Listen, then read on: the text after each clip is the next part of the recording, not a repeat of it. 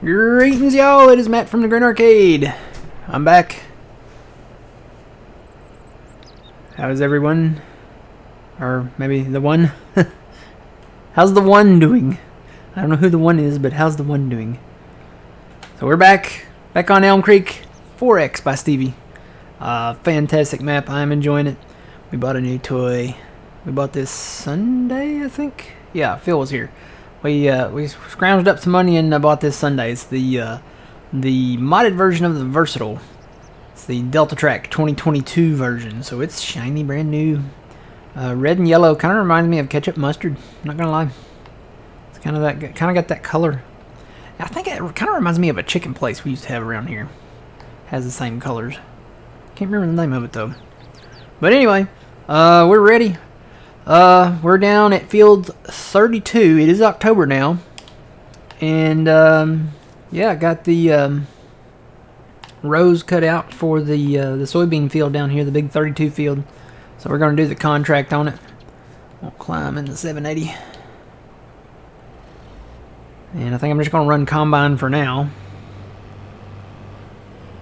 Could hire it out and run auger cart with it, but I think I'm just gonna run it. Sometimes it's just more enjoyable to run the combine yourself. Alright, let's see. We want to go, let's see, north and south on this side. And I'm going to do the auto width like that. Put the pipe in. And I think I'm lined up. Maybe I need to scoot it over just a little. There we go. That looks better. Alright.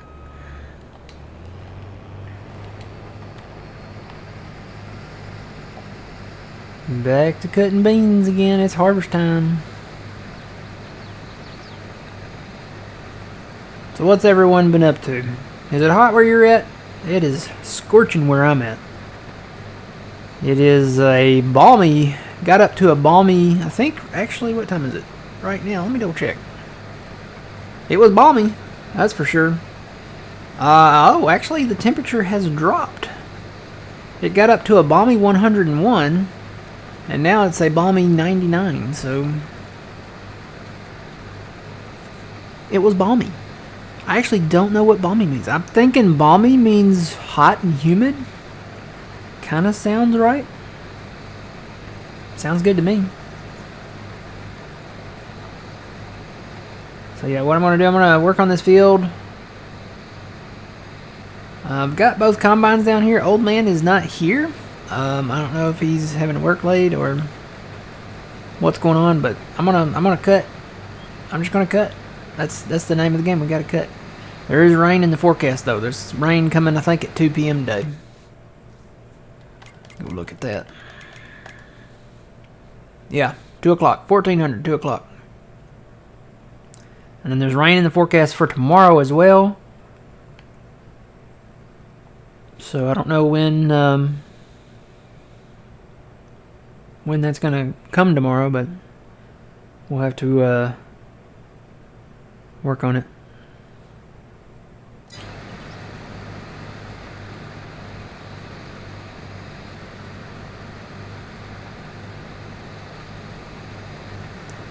I'm so ready though. Today, it's kind of ironic. Today, okay, it got up to 101, right? Today is the last day of summer. Tomorrow, let me double check. The high is supposed to be like, not that. Very low 80s. 80 to 82, somewhere in there. It's supposed to be the high tomorrow. And the low gets down to 63. But get this, okay? The low for not tomorrow, Thursday, but the next Thursday could be in the upper 40s. That's fall coming in with a bang. Summer's going out with a bang today for 101 high, and then fall's coming in with a bang with the temperatures dropping. Normally, we don't see a consistent cooler temperature range until mid-October.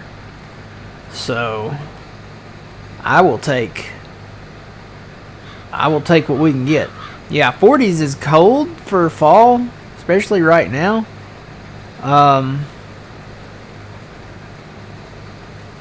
But yeah, I don't know. I'll take it. Versus the 101 we had today, I will take it. That temperature means I can turn my AC off and not have to worry about it at night. So I'm ready for it. Ready for fall temperature. I really like the fall temperatures to be low 70s, upper 60s for highs, and then, upper 50s, lower 60s for maybe lows. So I'll have to build me a fire out back. Roast some hot dogs and some delicious hot schmoes.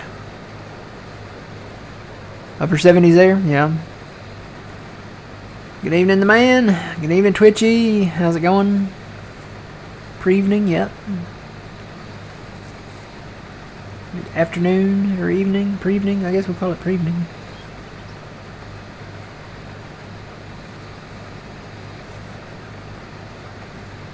And we will bale the straw off this field, and we'll probably hang on to the straw bales this time around. Probably wait till that price gets up there before we sell them this time. I'm kind of debating whether I need to put them in a shed somewhere in the dry or just leave them on the side of the field. I'm tempted to just leave them on the side of the field because it doesn't matter.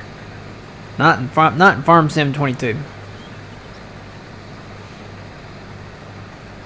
It mattered in 19 with seasons because I think the bales would rot. So the bales don't rot here. And I don't think they lose any capacity or value or anything, so may just leave them on the side of the field. We got some clear plastic tarps we're gonna put over them. You can't even see the tarps. They're so clear. They're a new kind of clear plastic tarp that you can't see. So, yeah, I probably should have stopped with that straw, but I didn't.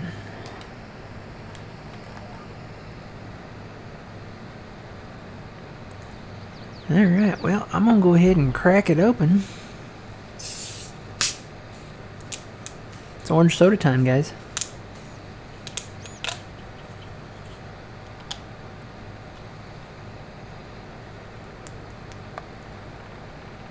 Watching this, Fox Weather. I've made the complete switch to Fox Weather. The Weather Channel is out. Fox Weather is in. Because Fox Weather just talks about the weather. It's like old school Weather Channel. Okay? The Weather Channel now, they have so much extra content, I guess we'll call it. I'm not at all inclined. I'm not really that interested. I mean, it's like I want to see the weather, I want constant updates on, what the weather's doing and how the hurricanes are going and what's going on. And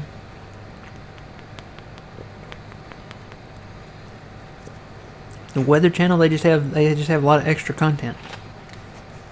So I've made the switch.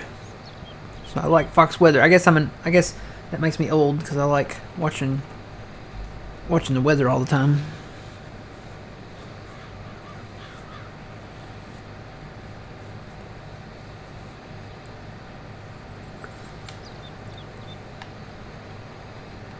Yeah, what I'm gonna do is cut off this this whole end of beans down here. Just go north and south down here, and then when we come back in, we'll go east and west here.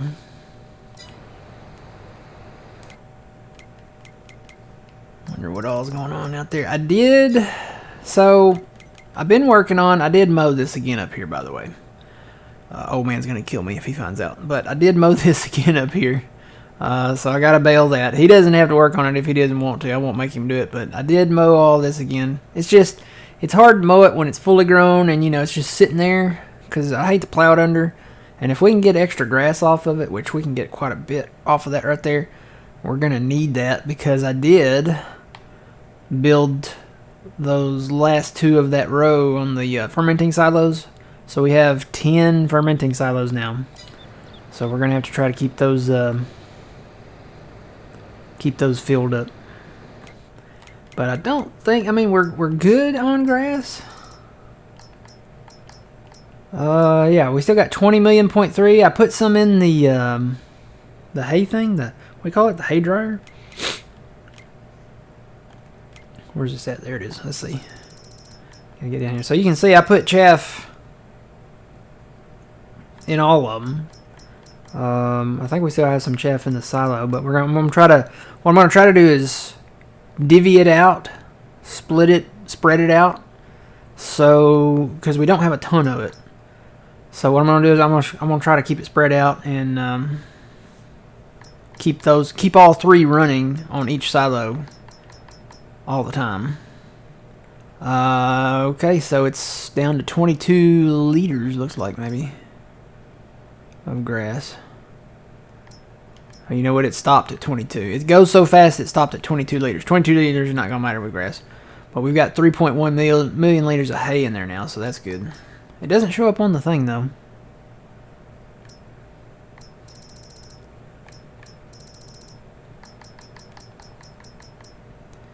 But yeah, gonna put money back into the building more of those silos because we can make more money from those fermenting silos. So I think what I'm going to do, I'm going to build them in rows, which will mean we will need $675,000 to build 5 of them. So if I'm going to build them, I'm going to do a complete row at a time. So we should be able to pull that off with the straw sales and the wood chip sales that we're going to do, and something else this winter. Oh, the silage itself, yeah. So, alright, so one pass right there. Of course, it's angled. They're going to get shorter here in a minute, but that pass took about 13 minutes, 12 minutes, 12 minutes. Alright, so what I'm going to do, I'm going to stop there.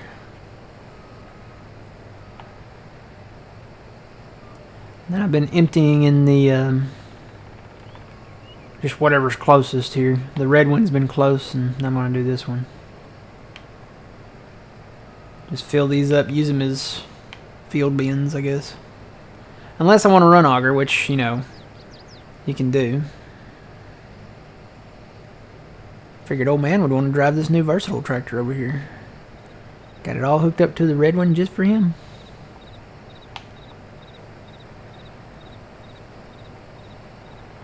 But, you know, I understand. He may have had, you know, something come up at work, and, you know, he may have had an obligation to take his son to a game or something like that.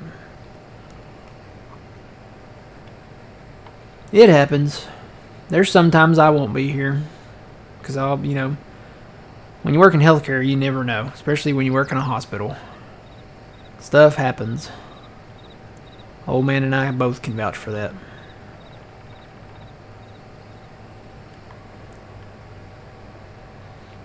So I don't know if anybody's been following all of the GTA fiasco. So apparently Rockstar got hacked, right? And they had some of their data leak out. Some of it was videos. Now they were early, I would say pre-alpha or alpha video footage clips of Grand Theft Auto 6. It turns out the hacker, not only did he hack into Rockstar, but he hacked into Uber as well. It turns out it was a 16-year-old kid that did it. But yeah, he leaked some videos online. They're out there now. But, you know, everybody's kind of trashing Rockstar, like, oh, that looks terrible, you know, all this. Well, you got to remember that's not final footage. That is footage, gameplay footage that is still in development that wasn't meant to be released. So they are working on the next game. It is supposed to be based in Florida and the surrounding areas. I guess it's Vice City again, I'm assuming. It's probably got different names. But it's not going to be like the Vice City that we know before. You can imagine GTA 5, but on a grander scale. So I think it'll be good when it does come out. I'll definitely play it. I've been wanting to go back and play the story mode of GTA 5. The only thing is, if I streamed it, I would have to put a disclaimer on the front of my stream. And change the rating, I guess. I don't know how you do that, but I'd probably have to change the rating.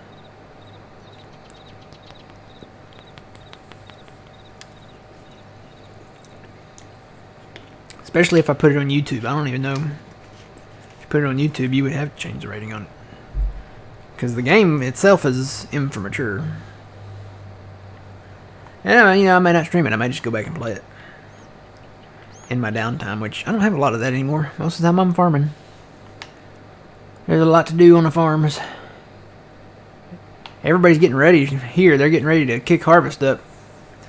I left work today, and I passed 3 headers going down the street, going down the road.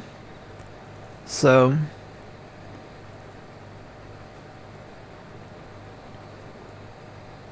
yeah, I was kind of hoping that they would have, that it wouldn't be called, I was hoping that it wouldn't be labeled. Like, you had Grand Theft Auto 3, you had Grand Theft Auto Vice City, you had Grand Theft Auto San Andreas. What they need to do and what they should do, and this is my opinion, they should release a game that's just called Grand Theft Auto. One game. Much like they're doing with Grand Theft Auto 5. With Grand Theft Auto Online. Take the online out of it and just call the game Grand Theft Auto. Now you can keep your 2 separate modes. You can keep your story mode, and then you can keep your multiplayer online mode. But get rid of the labels. Just call it Grand Theft Auto. And they could bring in the ability to go to the airport, because there's an airport in every single city that they've had so far. You can go to the airport and fly to the other cities. So it would be a one world game where you could go to Liberty City, you could go to Vice City, you could go to San Andreas. They could add Chicago in, put the Midwest in there. They could have a huge Midwest opportunity for a new map if they did a Chicago map, which you couldn't call it Chicago. They could name it Windy City or something like that. I don't know. But there's a huge opportunity there for expansion. That there's somebody else in charge at Rockstar now. The original guys that were I guess that did they found the company maybe, or I think they were running it too. They're gone. They left. So I don't know who's running the show now. But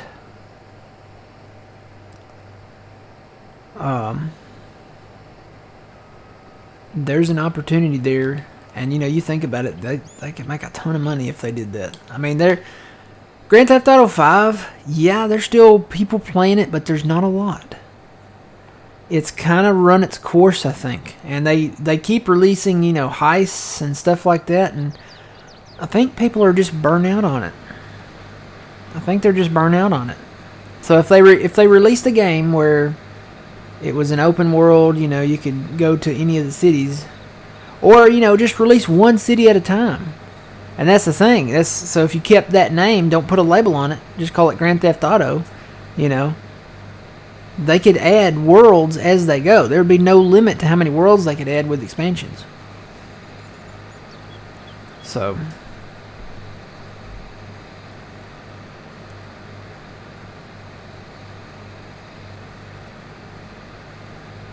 yeah. It's kind of like American Truck Simulator. They're releasing the states a little bit at a time. Do the same thing with Grand Theft Auto. They could release a Vegas area map, and you think about Grand Theft Auto with San Andreas. I mean, that really, it's still set the bar for map detail. They could do that with the Vegas You know, you think back to San Andreas, back for the Xbox 360 and the what was it, PlayStation 2 or 3? They had a Vegas area. They had a San Francisco area. They had a Los Angeles area. You could do that with just about every area. The thing with the Grand Theft Auto 6, which is what they're working on, that's going to be it's going to be a bigger map because it's more sporadic. You're going to have islands that you can go to. You're going to have probably like the Everglades. I mean, it's going to be like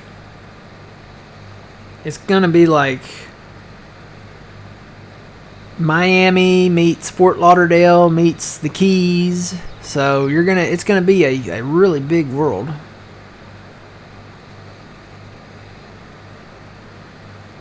So I don't know. We'll see what happens when they actually release it. Which it's gonna be. They said, you know, in that disclaimer that I posted it in Discord, that when they're ready, you know, when they get ready to announce it soon, they're going to, you know, do it the right way, their way. But if you do happen to stumble across some of the footage that's online out there, keep in mind that it is not done. It is not complete.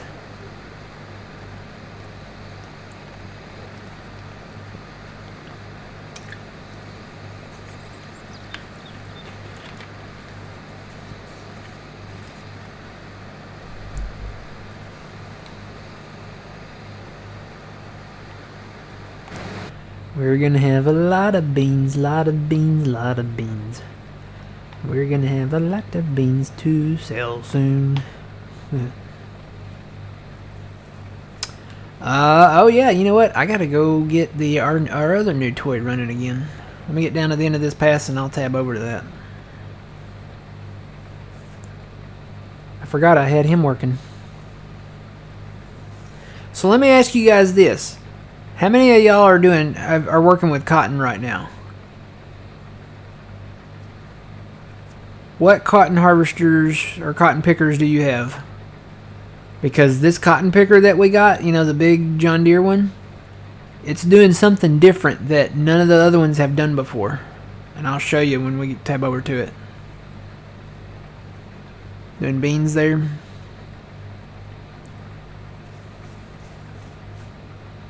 I've never seen it do this before, which it's more realistic, but I've never seen it do this. Let me get up here and get this dumped, and then I'll...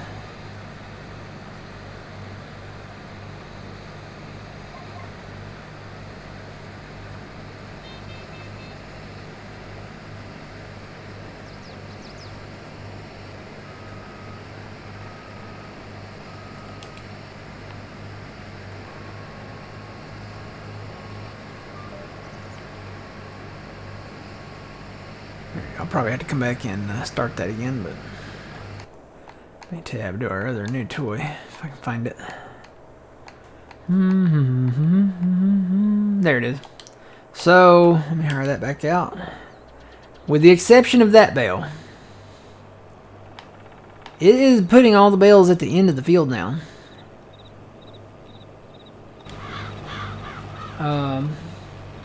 Hit my run faster switch here. It's not dumping any bales in the field. It doesn't matter what size field it is. It is putting all the bales at the end of the field, outside of the field. So this is more realistic. I can vouch for this. Normally the pickers, they don't drop the bales out in the middle of the stalks. So did they change this for every cotton picker, or is it just with this fancy new big one? Is that why it costs $900,000? Is this why? I don't know. But I've got him hired out. That's the best thing about these guys. And he dropped that bale probably because that's where I stopped the game the last time I was in. So I'll have to go get it. But he has been dropping them at the end of the field. And there's some down at that end. I did a contract up here on 50 because it was in cotton as well. And it did the same thing up here.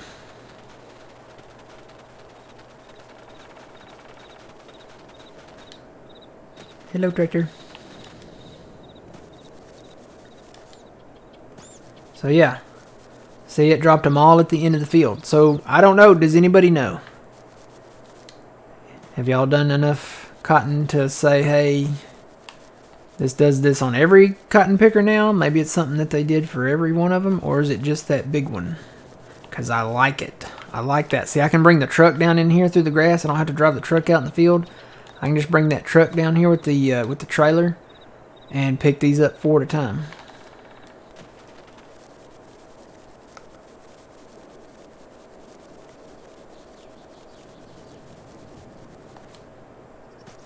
Can't wait to get this area. We'll be able to cut the trees in between these fields, merge them together, and then we'll have some really long fields going north and south here.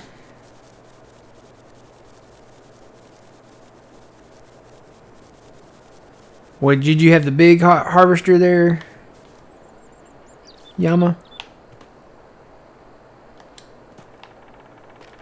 I didn't know if it did it with all of them now. Was this a Giants thing? Did they make this?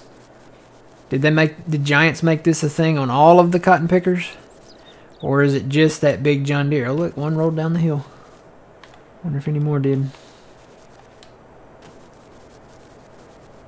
I'll have to look, keep an eye on that. But one did roll down the hill here.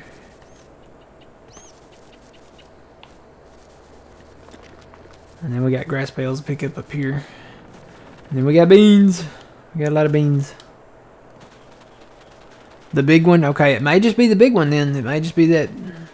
That might be the way to go with cotton from now on, is that big one. If it is just that one and that's done by the modder Giants, take note. Take some notes here. Drop your cotton bales at the end of the field. Which I don't know, you know, sometimes they do drop them either in the field or kind of like in areas in between.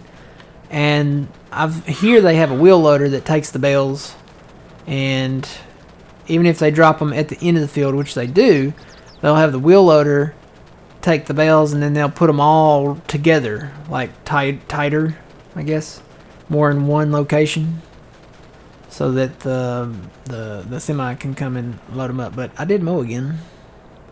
You guys can see that. I've got a little bit of baling to do again, but I think I've got plenty of time. I think this harvest, this bean harvest, that's what we're working on. I think that's going to go faster than I think, and I think I've got plenty of time. So as long as I get it baled before December, well, actually, you know what? I could probably bale it before December, but it's probably going to snow, because I think I can still bale it in November. So I'm going to work on this. Got over here, this is where I cut all the trees down at. Kind of expanded this a little bit. Cut some more trees down along the interstate there, so that's expanded now as well. So, alright, back to the combine. After the save. Okay. And I think that's the combine. Yep, there it is. Oh look, he's still running. Cool.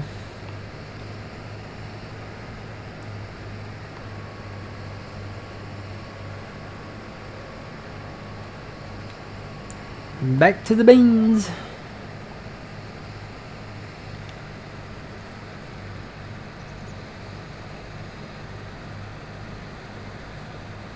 So you better be dropping straw. Couldn't see it. Kind of hidden in the dust residue. So yeah, they're getting ready to start working on harvesting around here. They were all corn headers, so I guess they're gonna start working on corn somewhere. We'll have to drive out around and see what's going on out there. It's getting close. I heard the crop duster out spraying. I think it was spraying defoliant.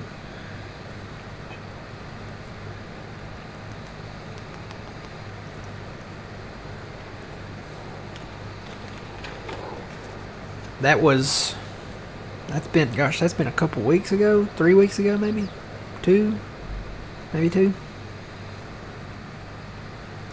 But yeah, you know when you see the headers going down the road that the time is coming soon. So they put sorghum in behind me. I have a field, like literally, it's right behind my house. I have my backyard, and then the field. And they put sorghum in it this time. They've had different stuff in it. One year, I love it when they have corn in there. One year they did corn. One year they did soybeans. One year they actually did wheat. And then one year they did... Well, this year they did sorghum. So, I don't know if they plan on doing more corn or what they're going to do next year. I don't know. That's... anybody's guess is as good as mine.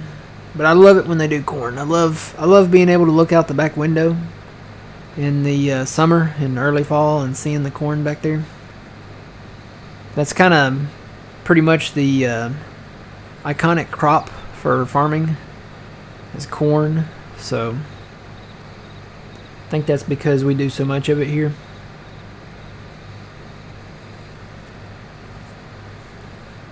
But we do a lot. We do I'd say I'm trying to think what our number one crop would be. Probably be corn or soybeans.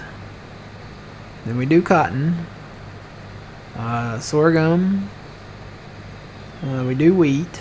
Not so much wheat, but we do wheat.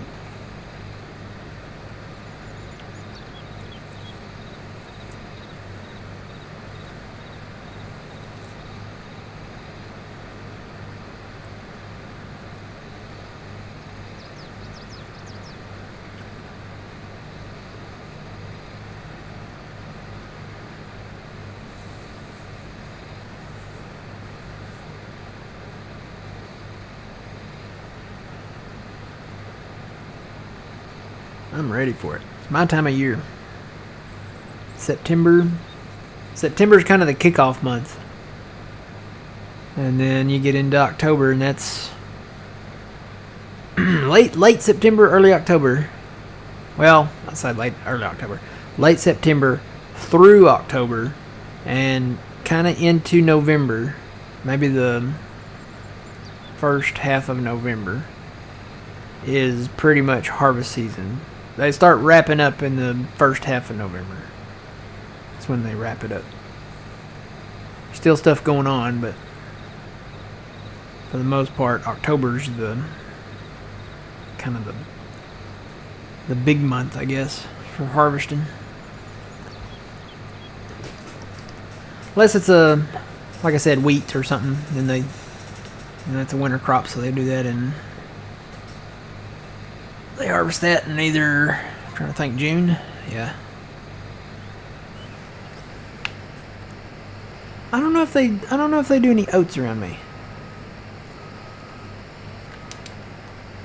I've never seen any. We'll have to ask around, see if anybody does oats nearby. Alfalfa and little cotton. What's little cotton? Oh, just a little bit of cotton? Is that what you mean? Okay. I was like, is that like some kind of special cotton? Is it little cotton? Is it like Giza cotton or something?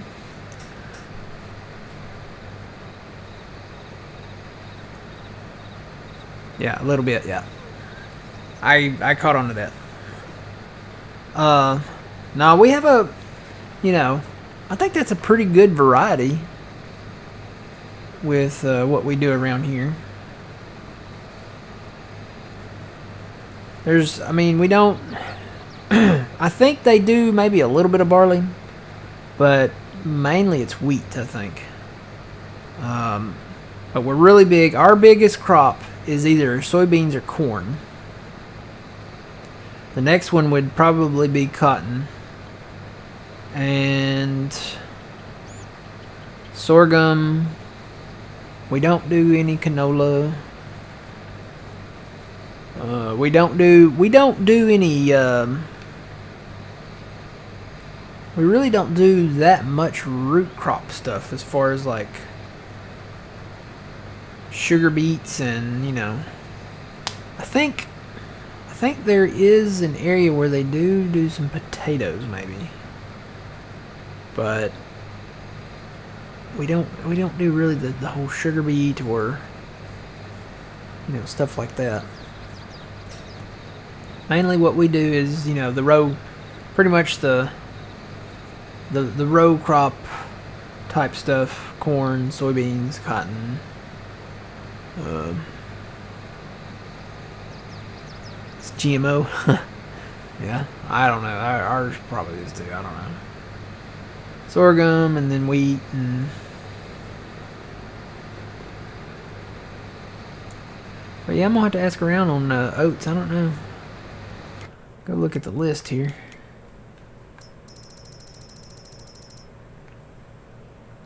We do wheat. I think somebody has done a little bit of barley, but we don't. It's not. We do more wheat than we do barley. I'm gonna have to ask about oats. I know we don't do canola. We do sorghum. We don't do grapes. We don't do olives. I don't. Now I take that back. There was somebody that did do sunflowers, but I don't think they do them anymore. I don't think they do them anymore. We do a lot of soybeans, a lot of corn, and like I said, there was one.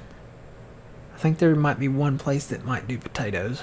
We don't do sugar beets. We don't do cut sugar beets. Cotton is the third biggest one probably for us. We don't do sugar cane. Now we do chaff. We do have forage harvesters that come in and do the, because we have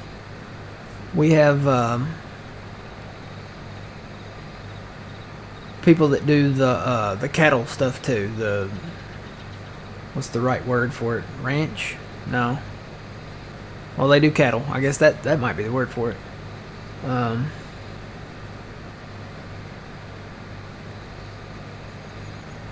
So we do have some forage harvest stuff. And I guess they do that, and then they turn it into silage.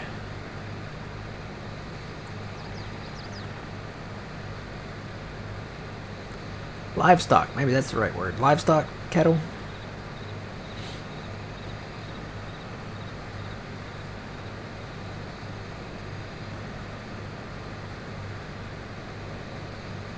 Saw the pizza production mod come out in the mod hub, and I was like, oh man. And then I saw what kind of pizzas they made. They don't have any pepperoni pizzas. I was so disappointed. You know, I know, you know, the pepperoni pizzas, you know, that would require, you know, slaughtering maybe the pigs, right? Doesn't pepperoni come from pigs? Pretty sure it does. But they didn't have any pepperoni pizzas. It was all like some weird pizzas. Like vegan pizzas or something, I don't know. But they didn't even have any pineapple pizzas or anything. I live in the deep south of the United States. I guess I should say that much. It's not the deep south anywhere else. Well, Australia's a little deeper. And maybe Mexico. But I live in the deep south of the United States. Now, if I expand my range, I know there's a lot more croppage. If I expand my range like hundreds of miles for the deep south, I know that's kind of vague, but I never give away my exact location. But if I expand my range, I know there's a lot more crops that I can add to that list. I was just talking about crops like near me that I could go, you know, within 5 minutes and see. Yeah, if I expand my range, gosh, that opens up a whole world of crops that they do in the deep south.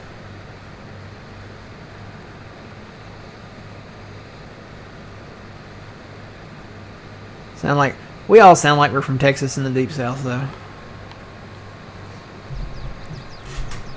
Somebody said, "Are you from Texas?" one time. And I was like, well, I said, the stars at night are big and bright. Deep in the heart of Texas. They sing that there, you know.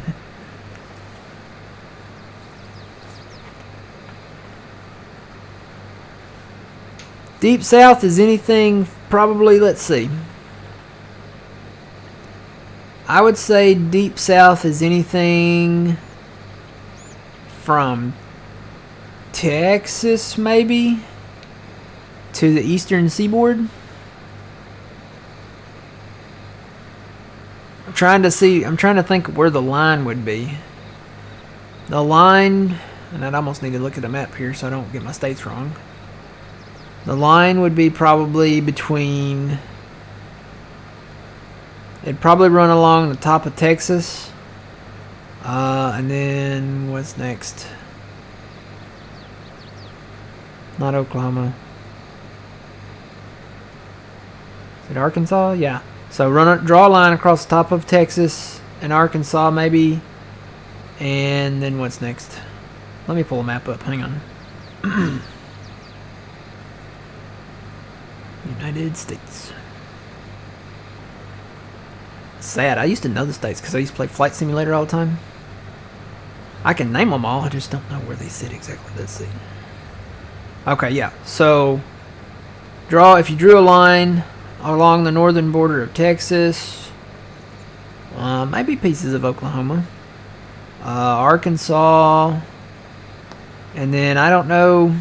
I'd say maybe draw a line across the north part of either Tennessee or Kentucky. Probably Tennessee. And then keep drawing a line across there. What is it? Maybe North or South Carolina over there. So basically anywhere from that line down. That's what I would probably call the Deep South. All the way over to the eastern, the Atlantic, the ocean, yeah. So that's, yeah, that would probably include Mississippi and, let's see, Tennessee, Arkansas, Texas, Louisiana, Alabama, Georgia, Florida, I guess, yeah. And then South Carolina. Maybe North Carolina. And maybe Kentucky. Like I said, that line there in that area, you could... I don't know if you would include Kentucky and North Carolina or not. Do they farm in the panhandle of Florida? I don't know. I'm pretty sure they do some farming in Florida, though, right? I know they have oranges. Do they do any other? I'm pretty sure.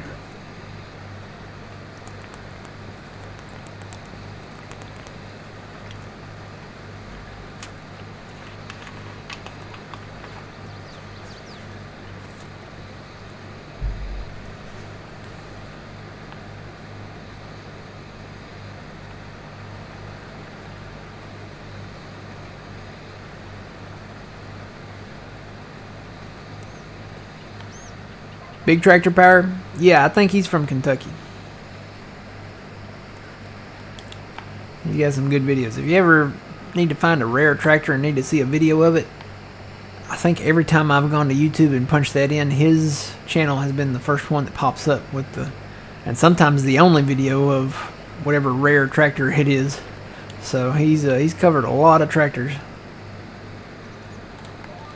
A lot of tractors, a lot of farm equipment.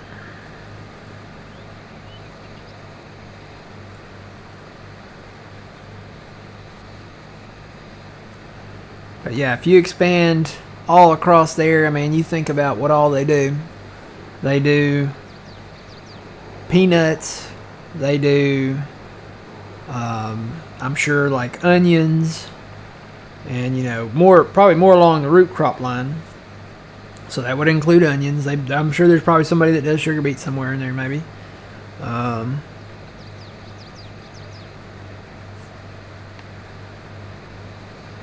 Trying to think. I think they do tobacco. I know they do rice. There's what is it? The lettuce or cabbage or whatever. I don't know if anybody does hemp though. I don't know.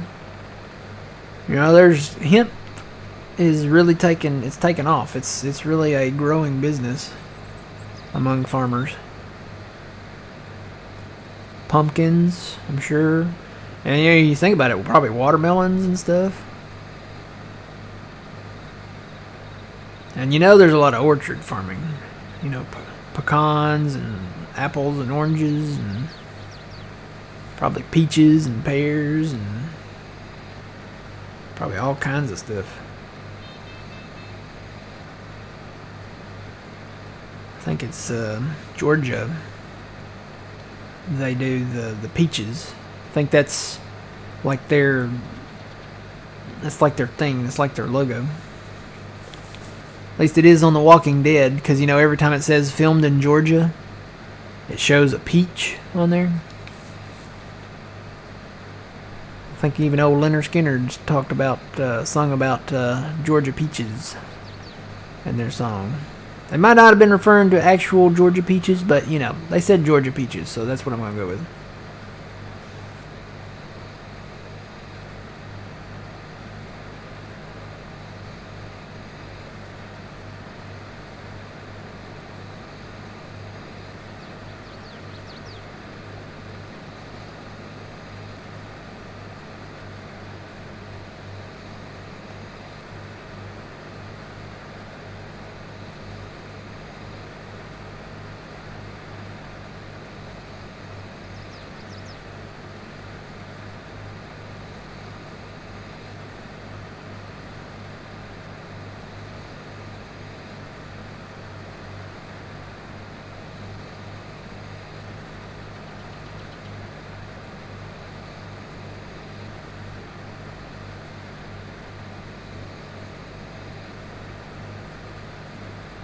You like realistic American terrains and farm sim? Yeah.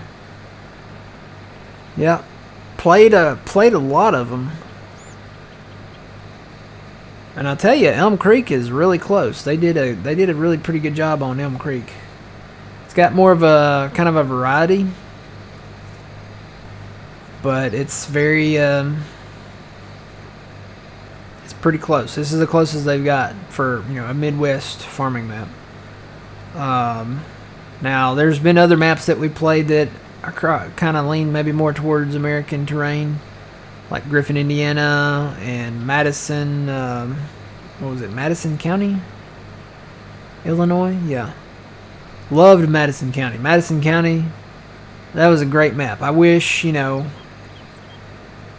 did the development. I wish they would develop that map some more. It'd be nice to have a really good 16x map like that one.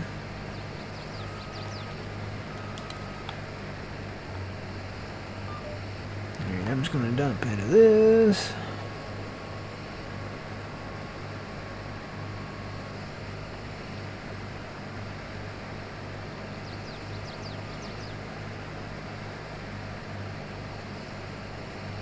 Yeah, European farming has its place, but when you grow up, when you grow up around wherever you grow up at, you kind of want to farm stuff that looks more like stuff around where you're at. I mean, when it comes to farming, that's kind of like the homage piece of your soul that you want to farm in areas that you live around or grew up around.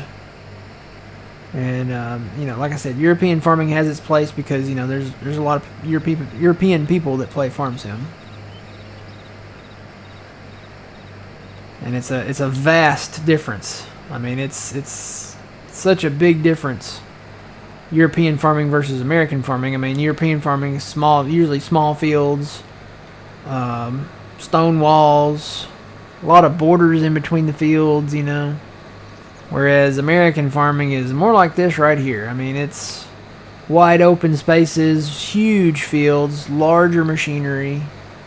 Not that there's not some big areas. There are a few big areas in European farming, but most of the European farming that I've seen is small time. You have to have the smaller combines, smaller tractors.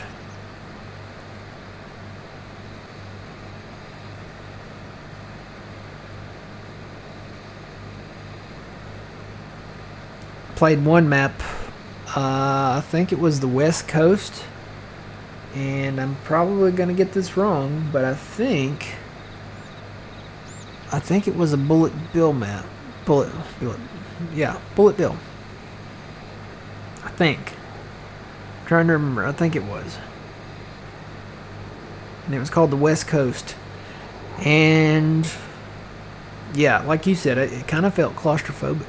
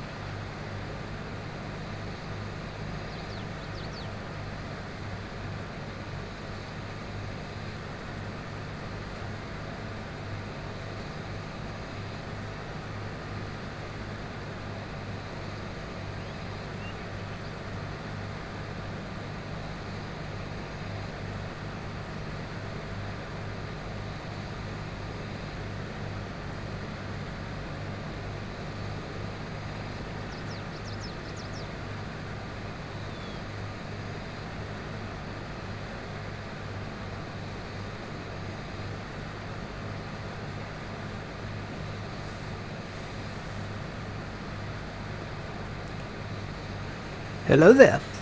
How's it going? And I totally read that in, what's his face? Obi-Wan Kenobi voice. Hello there. Farming's going good. We're cutting beans. It's that time of the year. We got rain coming in at 2 o'clock this afternoon, so I'm trying to get some cutting done.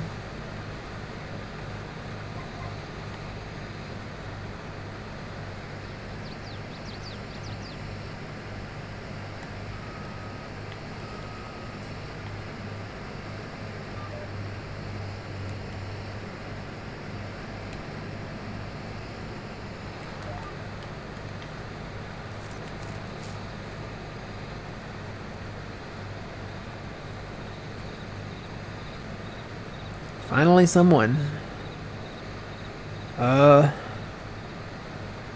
Finally someone. Well, there's nobody cutting beans?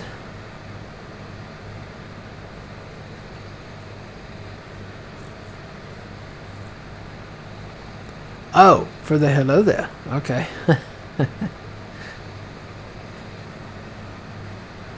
I was like, surely other people are cutting beans because there's money in beans.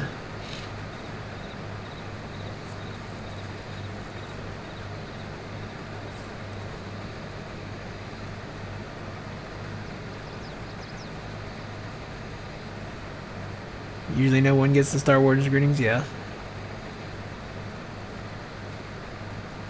I'll do that at work. I'll do like some type of movie kind of reference like that or a quote, and people will just stare at me, and then I'm like, oh, nobody gets it. There's one girl that gets it. One girl, the girl that I usually am with. She's like, I guess if I was a police officer, she'd be my partner. But we do CT and X-ray and all that together. She gets all the movie and TV show references. Any National Lampoon Christmas Vacation reference, like every time she'll get it.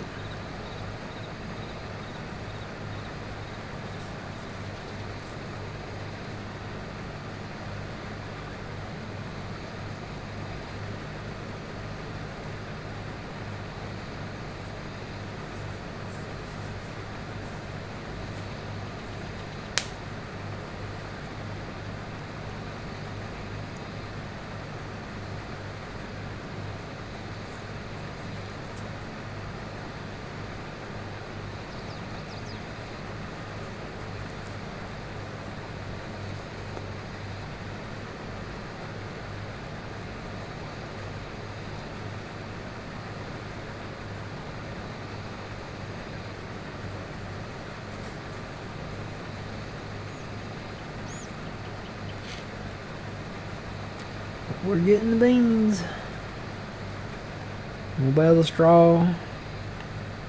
Because we'll make money off the straw. This straw money adds up. It really does. Save the game. We'll wait till it gets... actually, that's not too bad of a price. 79, but it will get up higher. That'll get up to around 80, 90... Not really 90 something. Anything over 90 we'll sell it at.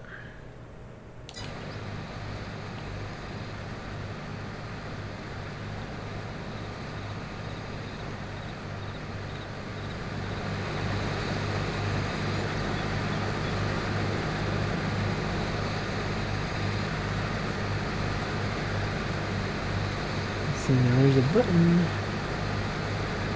I don't know where the button is at though. That's not it.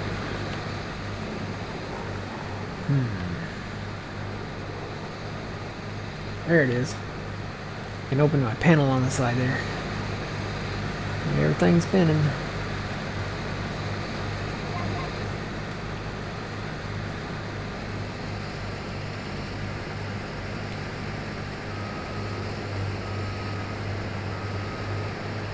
I feel like I should do an end row down here.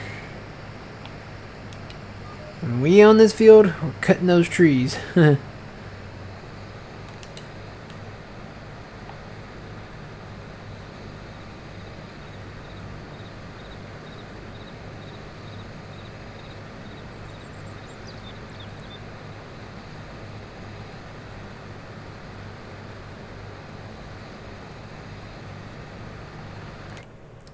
Many wood chips. Oh, we got 2 million liters of wood chips so far. We're going to have a lot of wood chips. I plan on working on this between now and January. So I'm going to work on getting quite a few more wood chips. We got some areas.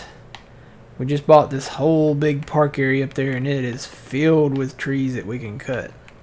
So, not to mention, we cleared these out over here and got a few more up there to get.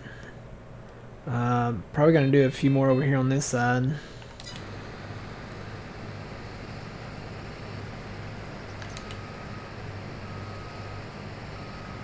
But that whole area, not so much inside the park, but the trees around where, there's a whole big area up there outside of the park that has the trees right up around in there where the corn maze was. We'll come in and chip those trees out.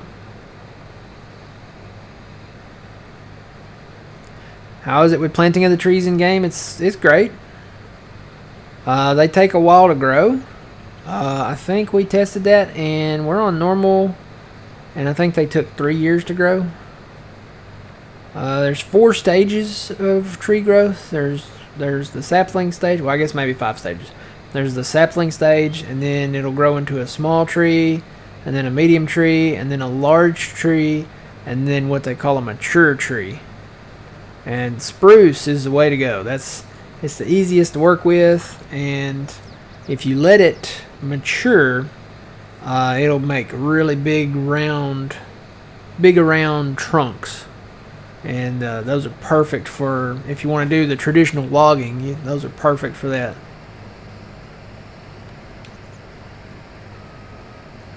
Alright, I've got to go empty.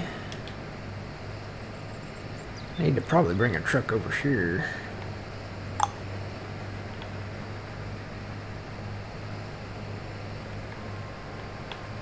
And there's a line them up right here. Probably need to start running an auger wagon with it.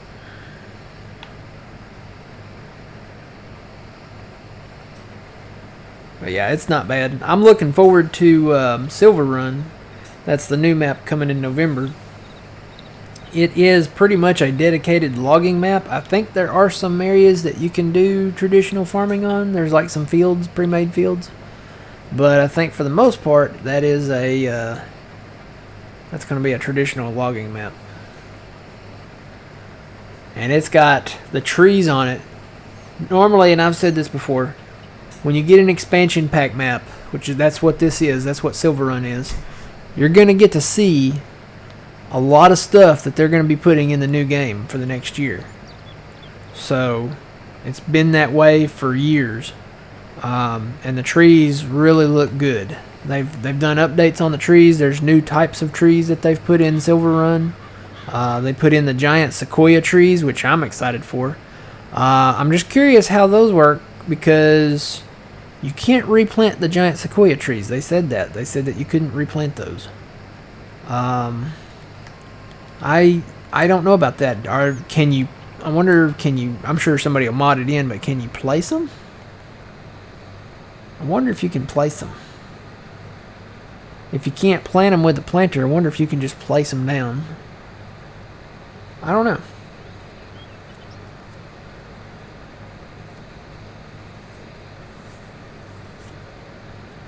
Or is that like a Red Dead thing? Once you kill all the buffalo, they're gone. Because that was a Red Dead thing. The original Red Dead Redemption game. Or maybe it wasn't the original. Well, the one for Xbox 360. That game, once you killed all the buffalo, they were gone. The buffalo did not regenerate or, anything like that.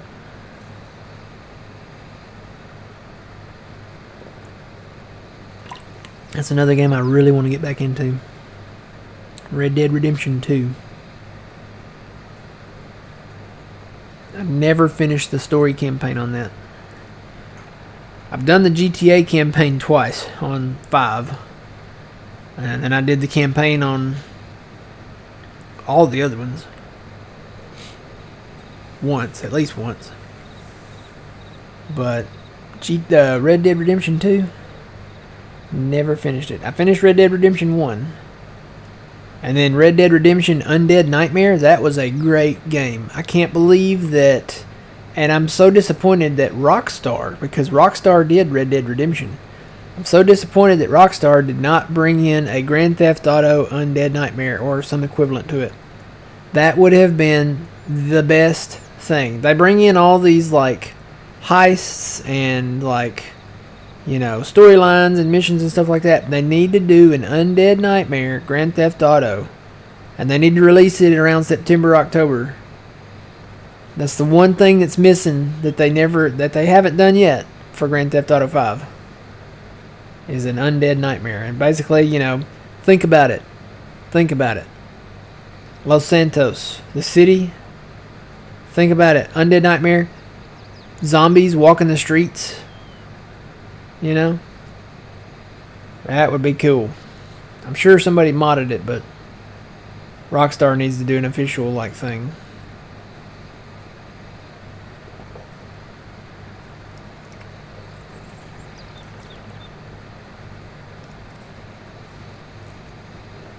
Unless they're scared of getting sued by AMC or something like that for mimicking The Walking Dead or something. I don't know.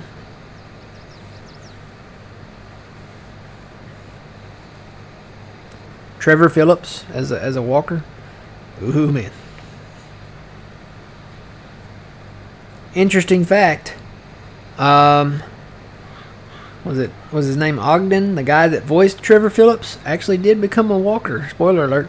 did become a walker in The Walking Dead, because he was on The Walking Dead. He was Negan's right-hand man for a while. This is oddly soothing. What, me talking or the soybean harvest? You can go in cab and it's very soothing. The only problem with the in cab is I'll fall asleep to this, which is why I probably should not be a real farmer in real life, because this is very soothing. I could fall asleep right here.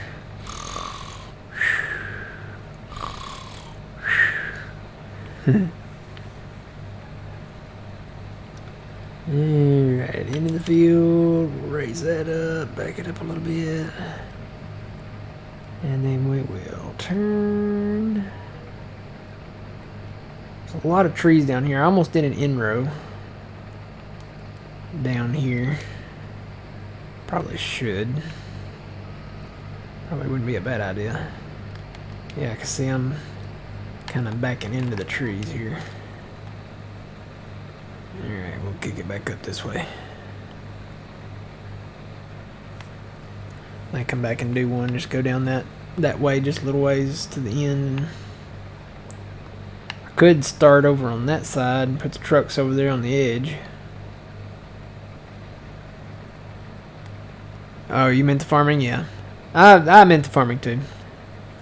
My voice is not that soothing. I don't think. I don't know. I could work on it. I could talk to y'all like in an Antonio Banderas voice, you know. Hello, my beautiful flowers. I will grow the beans and make the money. I don't know. That's my Antonio Banderas voice. Could talk to y'all in like the Uncle Jed voice. Well, doggone, Sonny, we're gonna harvest these beans and we're gonna take them on down to market and sell them. I don't know who that was, but that was not Jed Clampett.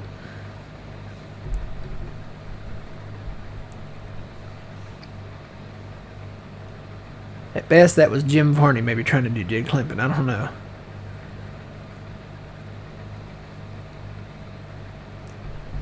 Farming Simulator plus GTA 5.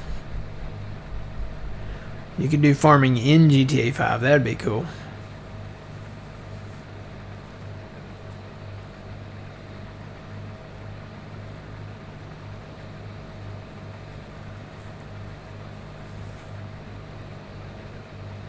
A game within a game.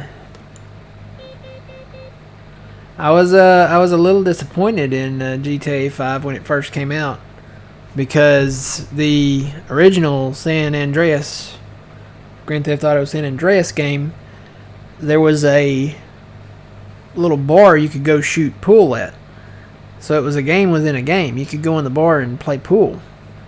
But you couldn't do that in Grand Theft Auto 5. You could go play darts, but you couldn't shoot pool. I was kind of disappointed in that. And I think they had a pool table inside the bar, but you couldn't shoot pool.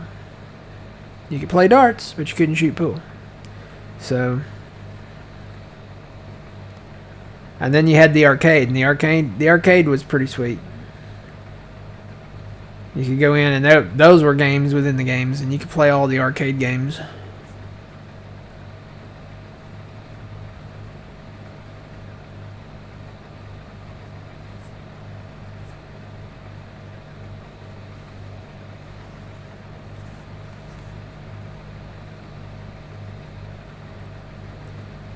So yeah, we should be able to keep quite a few beans off of this field. I was hoping one day we would get soybeans on this big field, because it is a big field. Field 32.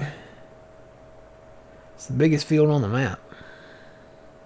Well, pre-made. We're working on one up here. When I get all the grass done up here, the next year I think we're gonna do all the way across up here.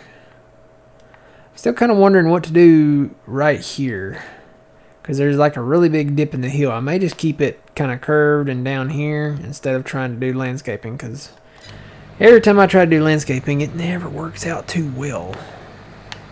I kind of make it work, but it never works too well.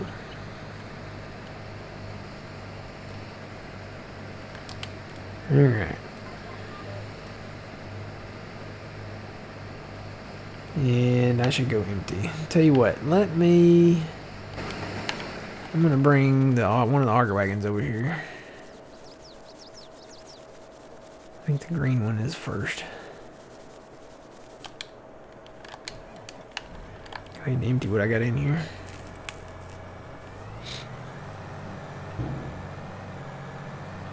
John Deere.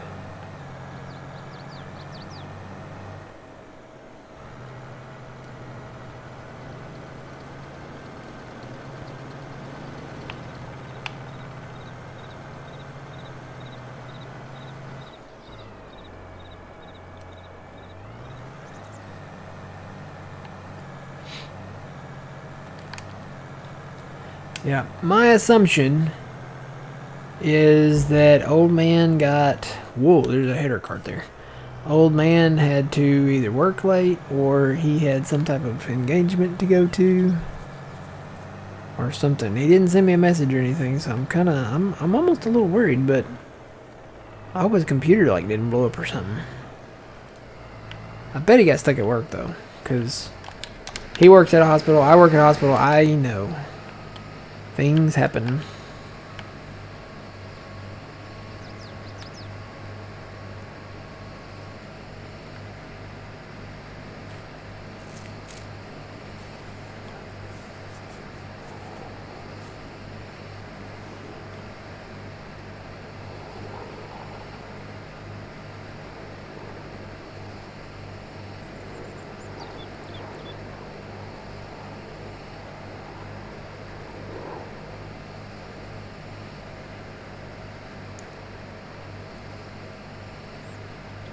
Alright.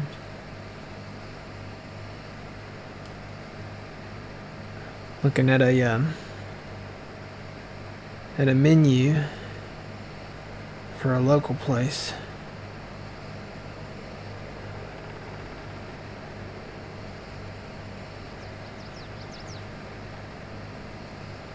And they are, it's the closest thing, I guess, that we have to a diner. And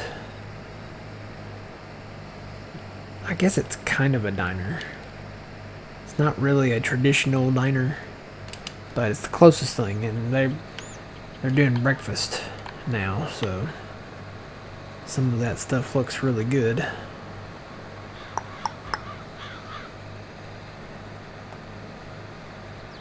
Wonder if they would make my eggs to custom order.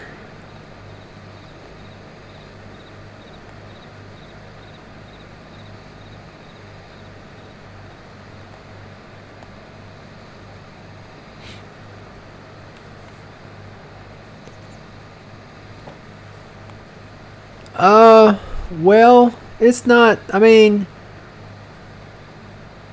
I think it was scarier then because, you know, it was like brand new and the unknown and stuff. 2020 was, I'll say that 2020 was the scariest year. It's not bad now.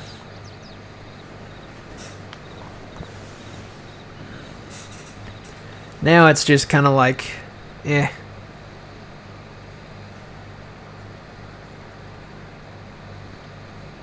You know, because nobody wears masks anymore. I go to the store all the time. Nobody wears masks. I don't wear a mask. Everybody, the people don't wear masks. The employees, you know, at stores don't wear masks. People go to the movies or, you know, out to eat, and nobody wears a mask. And it's not a big deal anymore. And the numbers are down. But back then, I mean, it was such a thing that they were like, we were going on like lockdowns, and it was like end of the world type stuff. Because it was so scary and so unknown. I mean, they basically, they shut down everything. There were stores that were closed, restaurants that were closed, and you couldn't be out. I remember that. I remember going to work And it was really scary because I was the only vehicle on the road. And that was kind of scary. And the police, they told us, they said, they weren't going to stop us because they were afraid of it too. They were so afraid of it that they said unless it's a violent crime, if you're speeding or you don't have your seatbelt on or anything like that, we're not stopping you. I was like, well, that's kind of nice, I guess. But I mean, literally everything was closed. You could not. The only places you could go were obviously the hospital, or to a store that was actually open where you could get essentials, which were far and few between because everybody was buying all the toilet paper and all the cleaning products and stocking up. I mean, the food, the aisles, like the food aisles, the canned good aisles were just stripped bare. Everybody panicked and it was bad. And I remember going in there. You could only walk one way when you were in there. They only let in a few people at a time when they did open the stores. And it was, it was like the end of the world. I mean, it was like an apocalyptic, thing, You see all these apocalyptic shows and movies where the stores have been cleaned out and,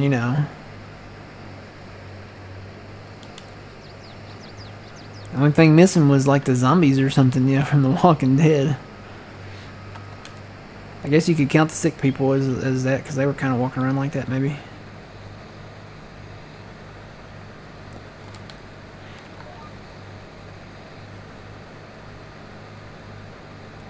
But no, it was a bad deal, and I'll tell you this: a lot of people suffered through it, and a lot of people didn't make it through it.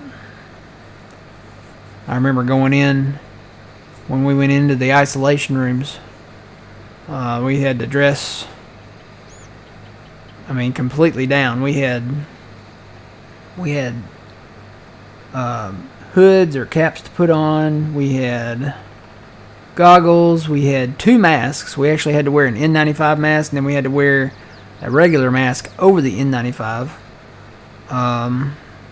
Then we had our gowns, and then we usually double gloved or even triple gloved sometimes because it was hard to get access to. With the isolation protocols, you can't like re-glove, and a lot of times we would have to glove up, handle the patient, deglove, and have other layers of gloves underneath so that we could operate the equipment. And then, once we handled the patient again, we didn't want to touch the equipment again, so you had to take that set of gloves off, and then you usually had a third pair into there, or a second pair, depending on what you were doing. But it was a bad deal. Really bad deal. And you got a lot of people going around saying, oh, COVID was fake. It was made up. It was, it was just the everyday common flu.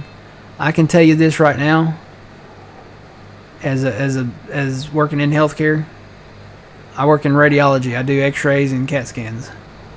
The chest x-rays, that's what we did. We would take chest x-rays. We'd go into the room and take chest x-rays with a mobile machine. I can tell you this, the chest x-rays were unique in themselves. I have never seen that type of pneumonia ever. So it wasn't just the flu, it wasn't just pneumonia. There is a specific signature to a chest x-ray, and I can look at it and just immediately tell you COVID pneumonia. And there were really bad cases of it. There were mild cases of it. But most of the time, the ones we saw were the really bad cases, and it's definitely a real thing, or it was. And it could have been just that strand, and that's my theory of it because we don't see a lot of it anymore. I think it was just that strand of COVID that was so aggressive and so contagious, so bad, and so deadly. Because now, you got people coming in that, they come in with COVID. And yeah, they have pneumonia. But it doesn't look the same as it did back then, back in 2020. It doesn't have that same 2020 COVID signature to it. It just looks like regular pneumonia now. So, but yeah, the 2020 COVID strain, whatever it was, had a very unique chest signature to it. And we see people come in, we'll x-ray them and they have the scarring left over from it. Because that strand of COVID pneumonia, it scarred you. It scarred your lungs. It gave you blood clots. It was very unique.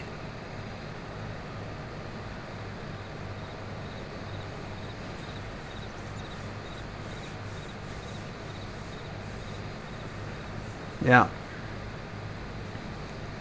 Well, I can say the first vaccines that they came out with, and I always joke about it because the vice president at that time, I don't know when the president got his vaccine, but I know that I got my vaccine before the vice president of the United States did, and I thought that was pretty interesting. I got my vaccine. We had to get vaccinated. It was 2 rounds. We got one, and then I think a couple weeks later or something like that, we got another one. But I always joked about it because I remember I got my vaccine before the vice president of the United States. Okay, this is the vice president of the United States. This is the guy, if something happens to the president, this guy becomes president, like the leader of our entire nation. I got my vaccine before he did. I thought that was pretty interesting. But the first vaccines, I can say, I think they were effective, because that's when you started seeing the severity of the cases go down. And I can only say either the strain died off or it was the vaccine, and I'm leaning towards the vaccine working. So. Now, you still could get COVID. Now, you weren't immune or anything, but the severity of your case, of your symptoms, was greatly reduced. Because I think every one of my coworkers, maybe except for a couple, ended up contracting COVID, but their symptoms weren't bad, and they may have had a different strain of it. Totally could be a different strain of it, but their symptoms weren't like it. Their symptoms weren't like those people in 2020. And I saw a lot of people in 2020 with that strain that went through a very, very rough patch, and a lot of them didn't make it.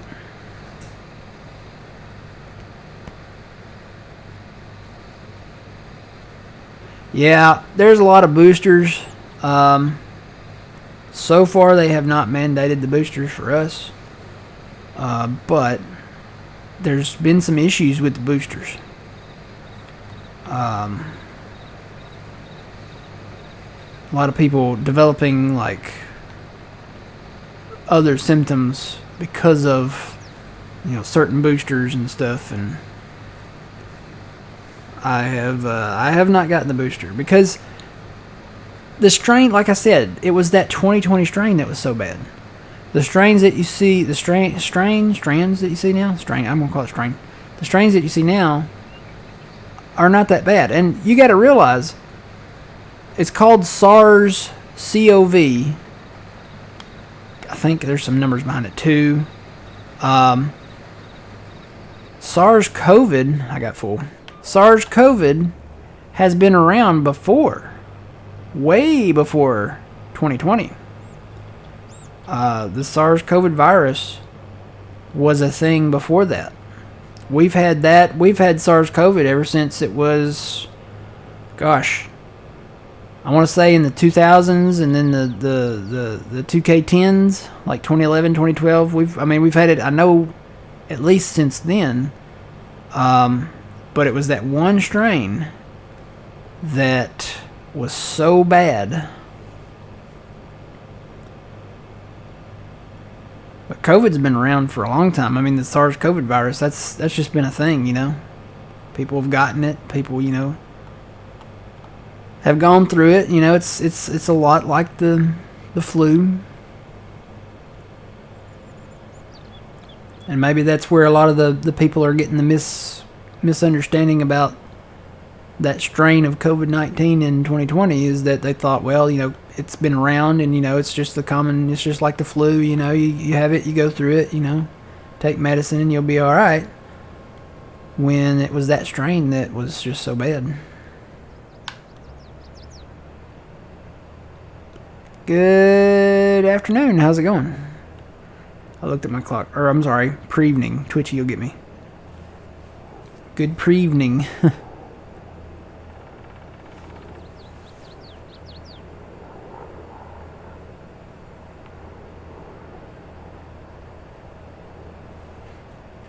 Evening, Hurricane. We'll go ahead and say evening. Some of y'all might be on the East Coast. Good evening.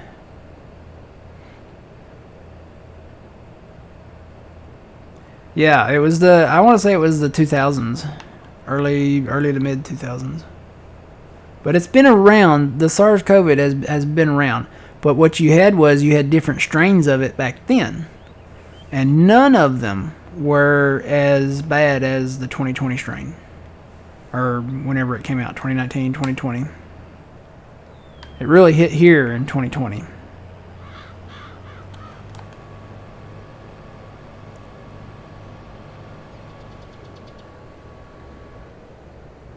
I'll finish that little bit when I get back down there.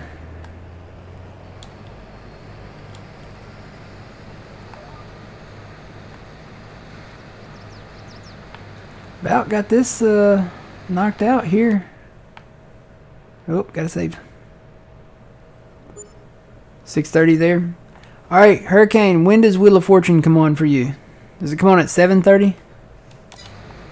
Or does it come on now? Because my Wheel of Fortune has always come on at 6:30.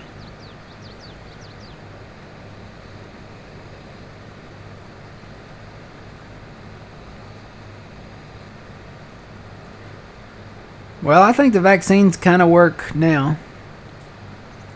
You don't watch Wheel of Fortune, Hurricane? Oh, no.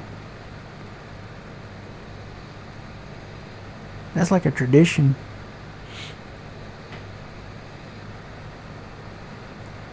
I think the vaccines, you know, I can say the first rounds, I really think they worked. I think they worked. They either worked or the strain died off. And people, you know, developed antibodies to it, and it just, you know, because that's what happens. You know, you have different strains of the flu. People get it, people have the antibodies, and then eventually that strain dies off. And that's how it works. And then a new strain will come out, and then, you know, everybody else will get sick with that new strain, and then they'll develop antibodies to that, and then, you know, they'll have the flu vaccine for that every year.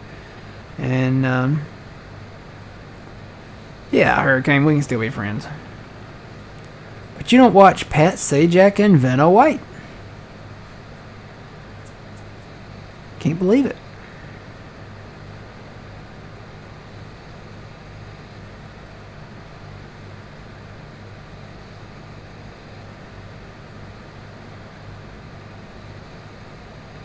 Yeah, pre-evening came from Sheldon Cooper. That's exactly right, from The Big Bang Theory.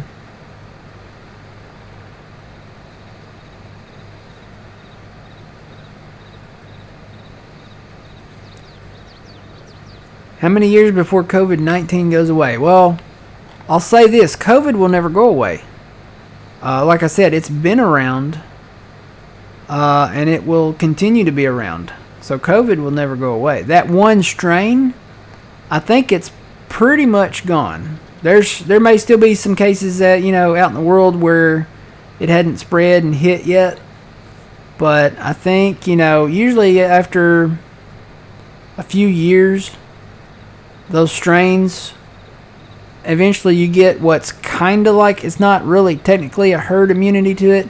It's more like, the strain has come and gone, and the spread of it reduces because people either have the antibodies, have been vaccinated for it, or the strain just dies off, and they, from the people that, isolated.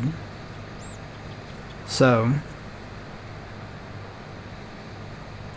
the thing is, the COVID tests don't test for the specific strain. They just test for COVID. So you may become COVID positive and have a COVID virus, but not that strain, not that virus strain.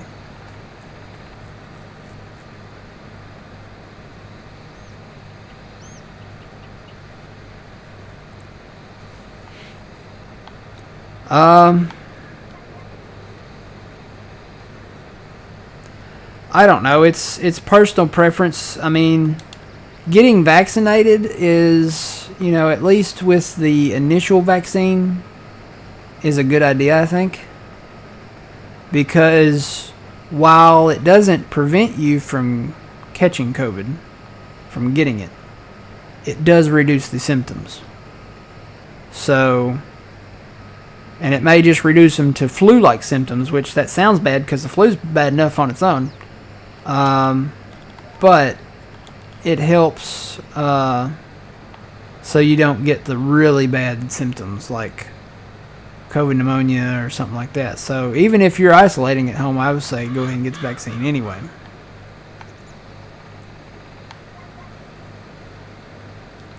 Now, I don't know how things are there where you live, but here, we just, it's got to be getting close to being done because people, like I said, people are going around, we're not social distancing anymore. We're not wearing masks. We pretty much just said, hey, COVID, we're done with you. And that's kind of how it went. And, our numbers are down, so.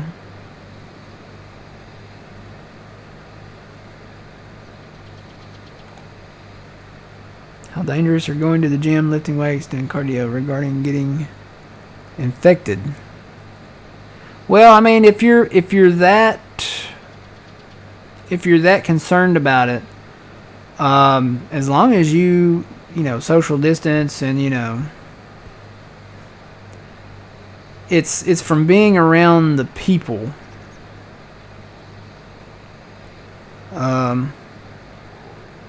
I would say just wipe everything down if it's... Check your community numbers. I'm sure you have like the equivalent to a Department of Health or something like that.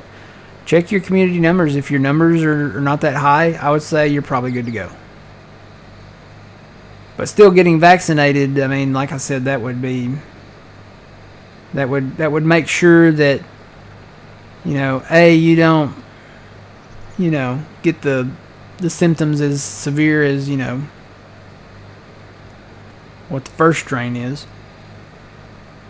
Because like I said, the first strain still could be out there. It could be in other countries, spreading around.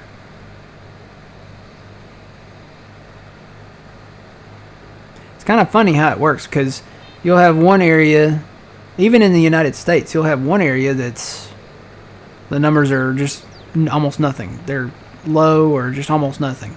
But then another area of the United States, it's just running wild. It's like wildfire. I remember when it hit New York and all the people were, dying and, they were burying people that did not have family or, any, afterlife plans. They were burying all of them in mass graves out on an island in New York City. And I thought that was, because that was kind of weird. So they have these mass graves out there in New York City. But here it wasn't doing anything yet. I don't think we had seen a case while it was running that wild in New York. But then eventually, as the weeks went on, we started seeing, okay, got our first case. Okay, then there's another case. And then there's 2 more cases. And there's 3 more cases. Then there's 8 more cases. And it just kind of grew from there. Yeah. Yeah. We didn't have any mass graves around here. But we did have people that were really bad off, and a lot of them did die.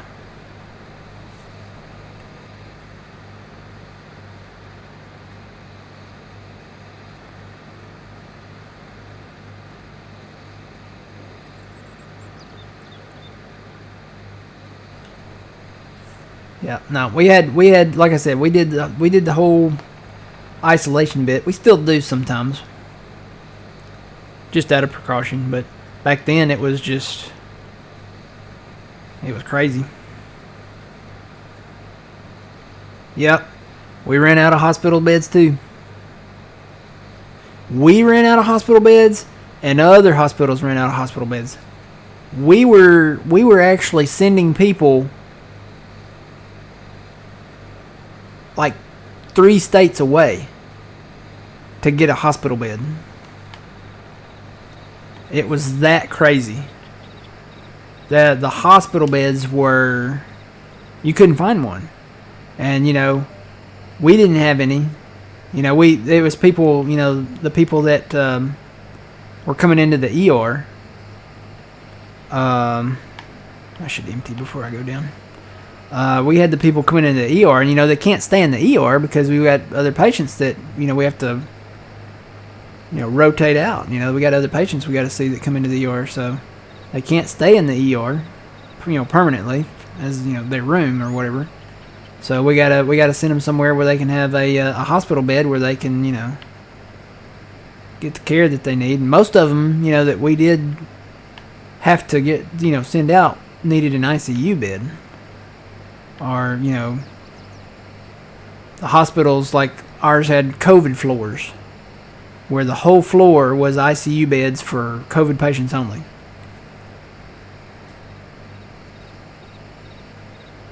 We never turned anybody away, I don't think. We had a lot of people, and they had to wait.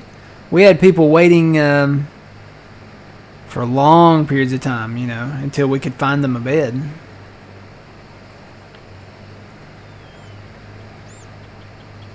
But eventually, after, I want to say the longest we had some people wait was maybe 72 hours plus.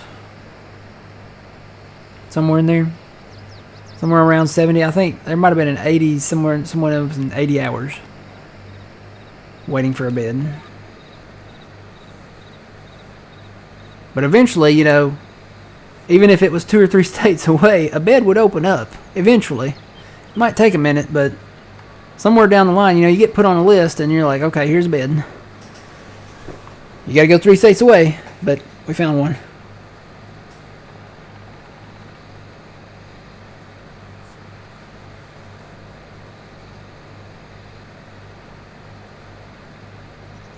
Yeah, it's not that bad anymore. Things are almost back to normal here.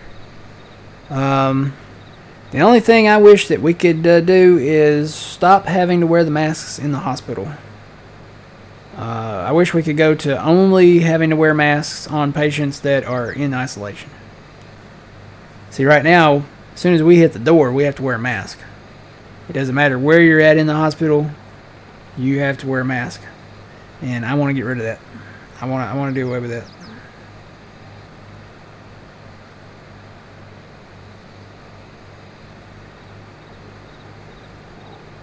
I think this, nowhere else do you wear a mask. And unless you present with those symptoms,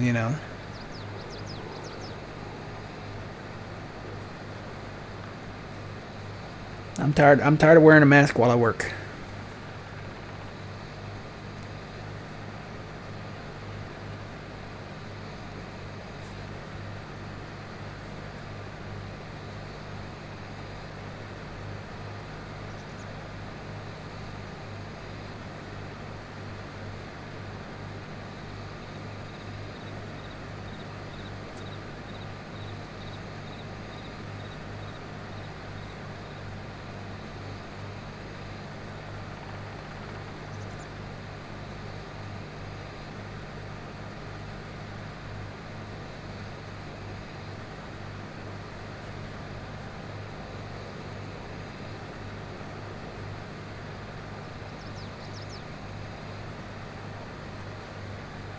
No, we don't get tested regularly. We have it's a self screening process, and it's located at every door that comes into the hospital.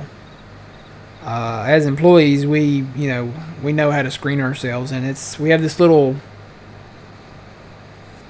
camera, I guess you'd say, with a screen on it, and it basically reads your temperature, and then it says, it'll say, please wear a mask if you don't have a mask on. Then it'll say abnormal body temperature if you have any fever. Most of the time it says welcome, and it lights up green if you're good to go, and it lights up red if you have a fever. So, and we've had some come in with some fever, but it's, like I said, most of the time it's not COVID, it's something else. It's just some type of, you can get fever from anything. You can have seasonal allergies and, some type of stomach bug, or, anything can cause a fever. But you can't come in if you have one, I can tell you that much. No, I have never caught it. Never had COVID. Well, not that I know of. I will say that in December of 2019, it's possible that I could have had it then, but it wasn't even a thing then.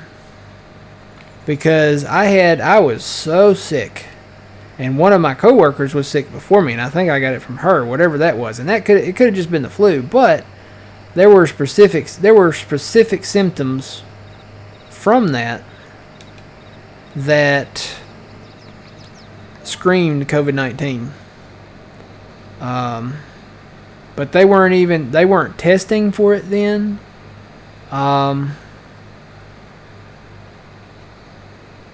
It wasn't even a thought. It was going crazy in China, I think, then.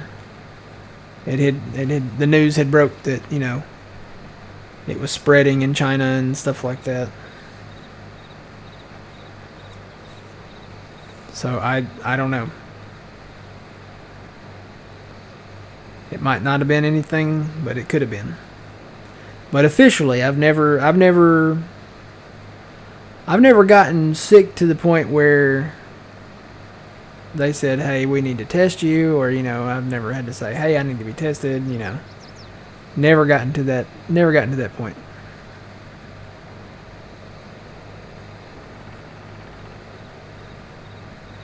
And yeah, you don't have to have a fever. You can be asymptomatic, which means you have no symptoms at all and still be carrying the virus and, spreading. It could be something small. It could be a runny nose. It could be a sore throat. We've had people that come in with nausea or abdominal pain or, just a headache. And it turned out to be COVID. So you could have no symptoms at all and it still be COVID.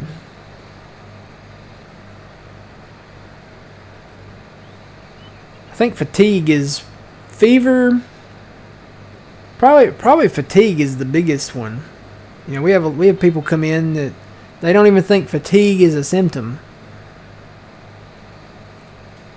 They don't even think fatigue is a symptom, and it is. And a lot of people think they're just tired. Well, I've had a long day. I'm tired. I'm still getting over Monday. Or something like that. Well, yeah, you could be still getting over Monday, or you could have COVID, I guess. Yeah.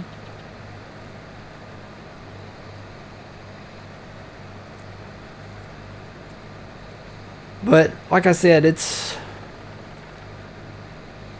to the point now that it's not as severe as it was. It might be more contagious, some of the newer strains of it, but it's not as severe. Not like in 2020.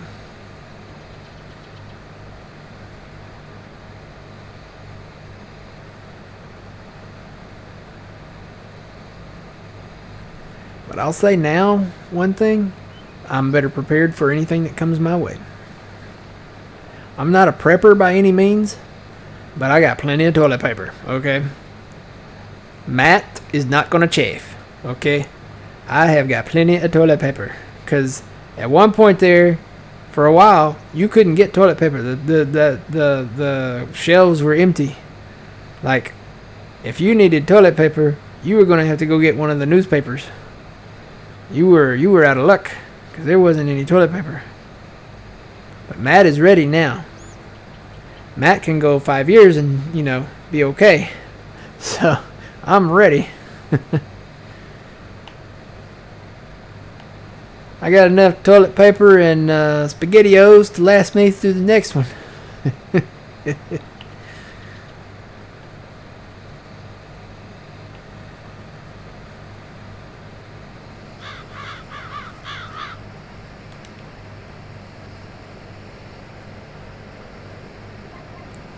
Alright, let's see. I'm going to pull that down here, I think. I'm actually, I'm getting close to being done. Let me just go down there.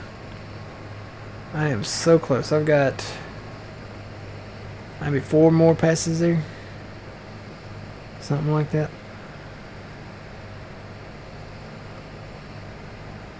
Soybeans, it's nice with soybeans. I mean, there's money in beans, but it's such a low yield that you're not like struggling with it.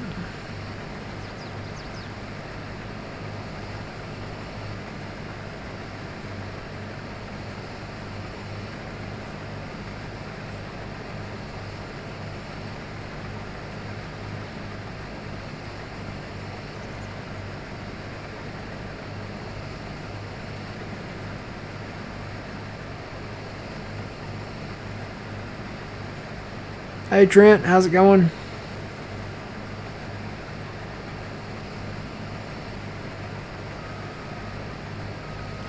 Alright.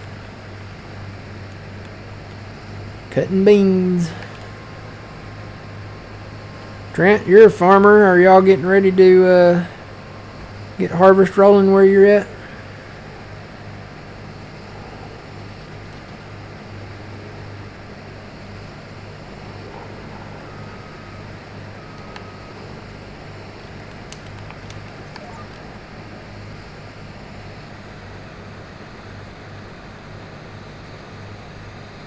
Getting your CDL? Nice.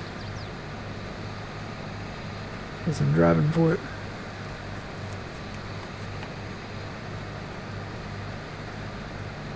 Might be cutting beans next Monday. I was going to say that I left work today and I passed 3 corn headers.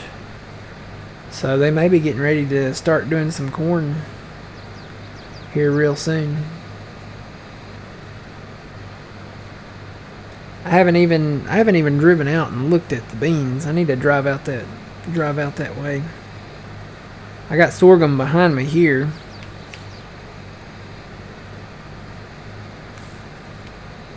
And it's not ready yet.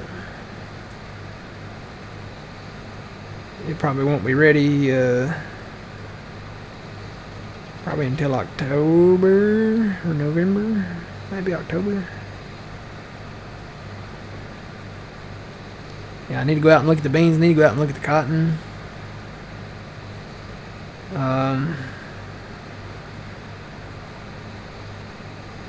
Yeah, they're getting ready.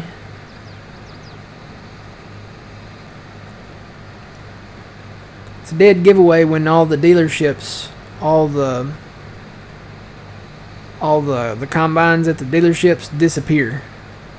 Because you have a lot of combines sitting out there at the dealership out front, and then they just disappear because they're sending them out and letting farmers try them out, seeing if they want to lease one or buy one, or most of them don't want to buy one, most of them lease one or something.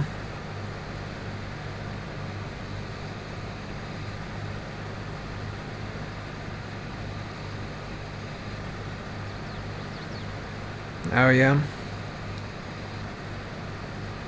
I was gonna say that it looks like they're gearing up, getting ready to go. But I need to drive out there tomorrow and look at the beans.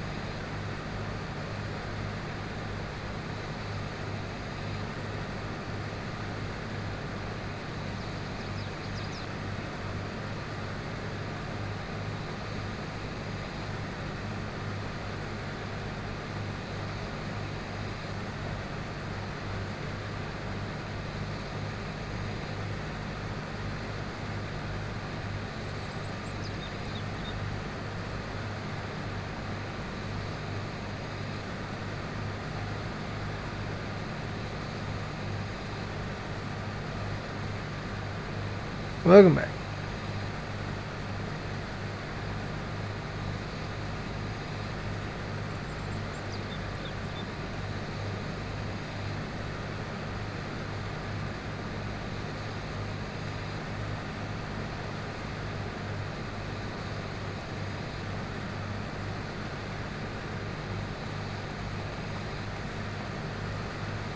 Probably need to stop my combine down here and check it.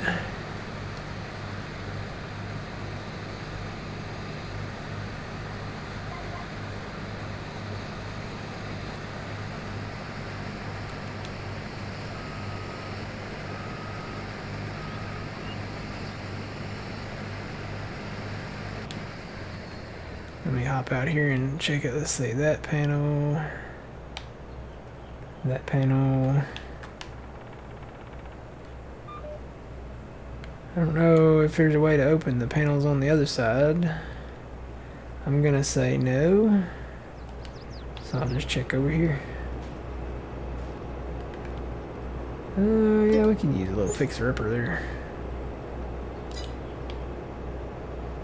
Nothing like spending $7 grand to make sure your combine's up to par while you're harvesting there.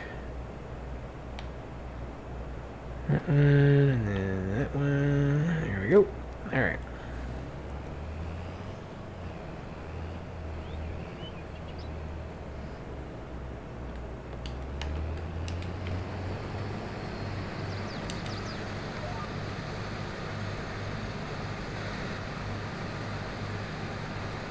Are they? How many hours are you up to now?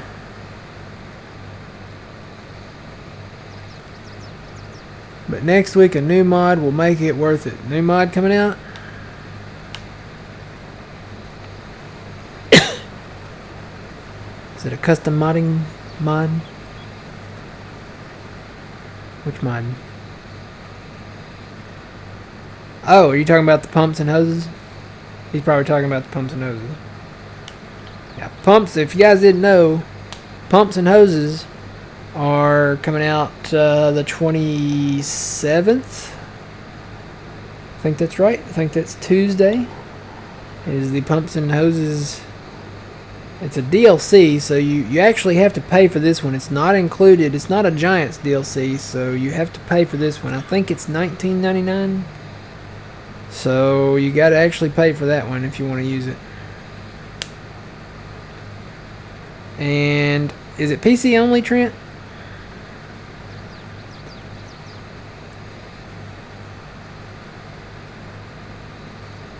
Is it PC only?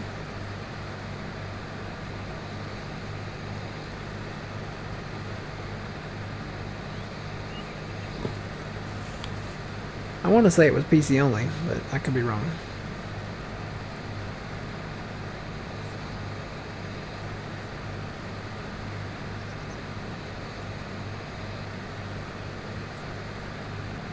You know, I was wrong about the forward more passes because this field, it flares out down there. It looked like 4 passes up here because I'm getting closer to the point up here.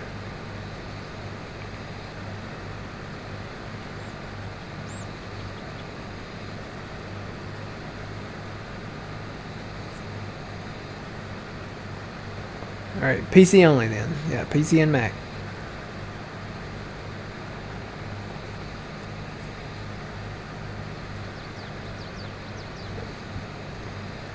Oh, okay.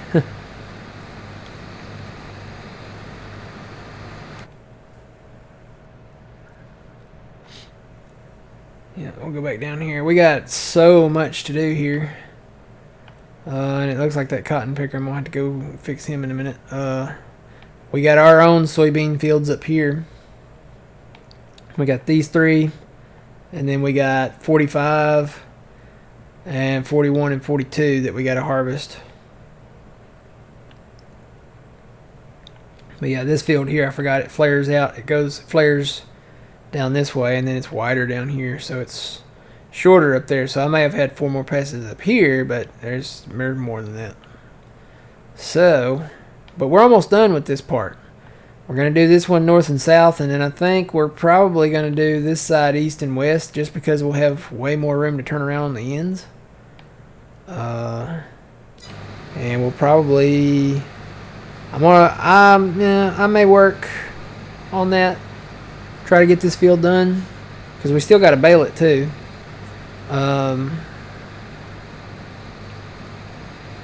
And then we'll probably, Saturday morning when we come back, we'll probably be working on our own up there. So I'm going to work on probably finishing, like I said, this. I may work on this one and try to get it finished. And then try to bale it because I got a ton of baling to do up here still on the grass. Actually, the grass can probably wait. I do have some other fields that are under contract. That I probably should work on first. Got field 32 there that we're working on. I went ahead and did the cornfield on 18, the cornfield on 40, and then we have the cotton fields that I'm working on right now. So I'm on 46 right now. I did 50. I'm done with 50. I just got to take the bales. And it looks like they're all going to the spinnery. So what I may do is go ahead and finish picking all the cotton fields and then deliver the bales to the spinnery. That way I can finish all the contracts at the spinnery at once and haul those bales in. Because we're probably going to get to keep some bales. We probably won't have to haul all the bales to the spinnery. So we might be able to keep, I don't know how many, but it won't take much probably to complete those contracts. We'll see how much it does. Often we get to keep the grain. We'll probably get to keep a lot of these soybeans off this field too. So, but that's how we do it, and that's how it works. So, but anyway, guys, that is it. We have reached the end of the stream here. So, like I said, I'm gonna go ahead and keep on cutting the beans here, and got corn contracts. We should be able to put straw down on the corn too with that new mod installed. So yeah, there goes the man. Man's already heading out. The man, have a good night. We'll see you maybe Saturday. But I'm gonna call it a night too, and probably get some rest. And I usually wake up early in the morning, and I'll probably do some farming then. So you guys have a good rest of your week here, and we'll see you on the weekend, Saturday morning, 7 a.m. Central Standard Time. Right here. Make sure you hit the follow button so you don't miss out. Make sure you check out John's stream. He'll be playing. I don't know if he's playing Farm Sim tomorrow or not. He may be playing Construction Simulator. It's a new game that's come out. Looks kind of interesting. But he'll be live tomorrow at noon Central Standard Time, twitch.tv/PumaPlow. Make sure you go and check out his channel and give him a follow while you're over there. But John plays a lot of Farm Sim too, so he'll be live then, and then I think he'll be live Friday night at 6 p.m. So y'all have a good rest of your week. We'll see you Saturday morning bright and early, 7 a.m. Central Standard Time. Until then, remember, you reap what you sow. It's Matt from the Grain Arcade, and we'll see y'all later. Have a good one.